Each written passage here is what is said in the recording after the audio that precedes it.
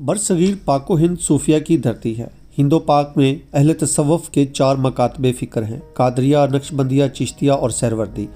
اس زرزمین میں مؤسس اول خواجہ خواجگان حضرت معین الدین چشتی اجمیری ہیں اور مؤسس ثانی حضرت بابا فرید الدین مسعود گنج شکر ہیں۔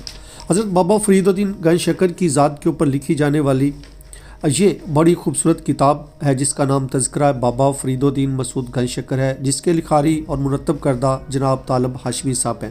یہ کتاب لاہور سے شعاع ادب چوک انارکلی مسلم مسجد سے 1962 میں چھپی تھی۔ اگر اس کتاب کی بات کریں تو یہ آن لائن مختلف ویب سائٹس کے اوپر اویلیبل ہے، تاہم فریدیہ کالج پاک پتن کے اندر یہ کتاب فزیکلی موجود ہے۔ یوسف برادر سے آپ یہ کتاب خرید سکتے ہیں۔ اس کتاب میں کل جو ابواب ہیں، چیپٹرز ہیں، وہ 20 ہیں، جن میں نام، القاب، حسب، نسب، ولادت، بچپن، سیاحت، مشاہدات، خرقہ ارادت، اجودن، تشریف آوری، ریاضت، اخلاق، علم، فضل، ذوق سماع،